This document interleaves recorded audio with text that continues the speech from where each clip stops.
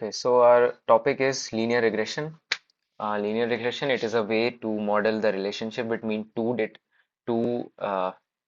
variables by fitting a linear equation between them. What I mean by that is that uh, machine learning works a lot like us humans.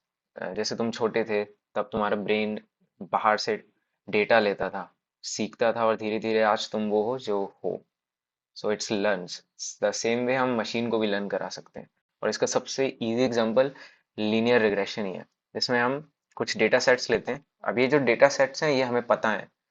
अ, हम model को provide करेंगे, हम machine को देंगे कि इस example में जैसे 1500 स्क्वायर फीट का जो घर है उसकी प्राइस लेट से 300 है, ऐसी 2000 की 500 है, ऐसी 1000 की 200 है, $1000. तो वी हैव अ डेटा. अब इस डेटा के अंदर हम एक स्ट्रेट लाइन पुट कर देंगे जो ऐसी होगी कि वो हर एक डेटा से कम दूरी पे हो. और इस लाइन पे जितने भी पॉइंट्स आएंगे वही हमारी प्रेडिक्टेड वैल्यू होंगी जो हमारा मॉडल हमें देगा, आउटपुट देगा. तो ये जो लाइन है ये एक स्ट्रेट लाइन है. इसकी इक्वेशन होगी y is equals to M X plus C. M is the slope and C is the y intercept. इसको हम इस केस में w और b बोलेंगे. So y is equals to W X plus B. अब ये चीज हम कैसे पता लगाएं कि जो हमारी लाइन है वो कम से कम दूरी है पर है हर एक डेटा सेट से, डेटा पॉइंट से. उसके लिए हमारे पास एक फंक्शन का यूज करेंगे, कॉस्ट फंक्शन. अभी जो कॉस्ट फंक्शन है ये यहाँ लिखा है. I am gonna explain each and every term for this. 1/2m summation everything.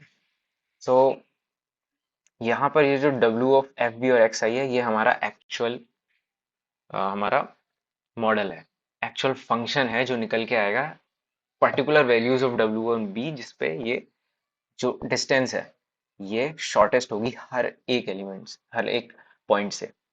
So this is the predicted value जो इस लाइन पे आएंगी. और ये जो y है ये है जो एक्चुअल वैल्यू है.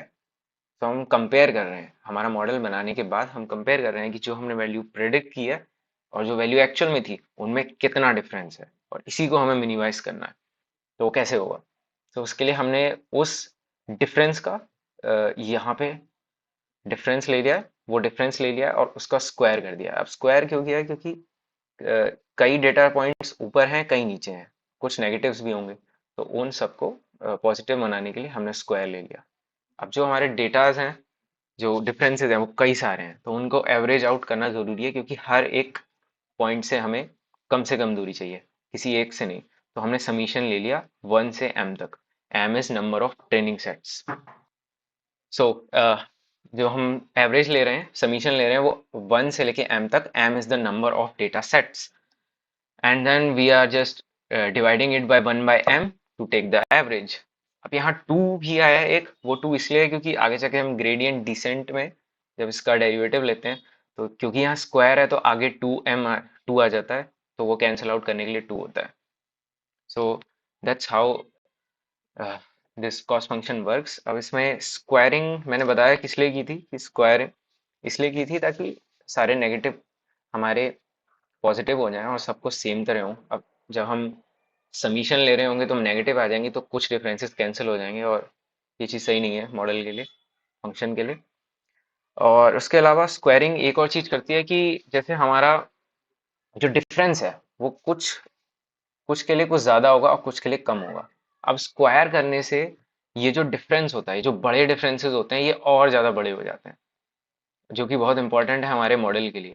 क्योंकि इसकी एक एनालॉजी हम ले सकते हैं, जैसे कि हम एक एआई बना रहे हैं जो कि एक कार को ड्राइव करता है. अब उसके आगे कई सारे प्लॉट होल आ रहे हैं, मतलब गड्ढे आ रहे हैं. तो उन गड्ढे में से वो चाहेगा कि उससे बचा के ले जाए, लेकिन लेफ्ट से एक साइड बहुत सारे छोटे गड्ढे हैं और एक साइड एक बहुत बड़ा गड्ढा है. अब मॉडल ये करेगा कि वो rather than going to a बहुत बड़ा सा गड्ढा, वो छोटे गड्ढों में ले लेगा. यानी जो बड़ा डिफरेंस है वो उसे अवॉइड करना चाहेगा. तो जस्ट एन एनालॉजी. कार में काफ़ी और सारे पैरामीटर्स भी होते हैं, हम केवल एक पैरामीटर से की बात कर रहे हैं. I hope everyone had understand. Thank you.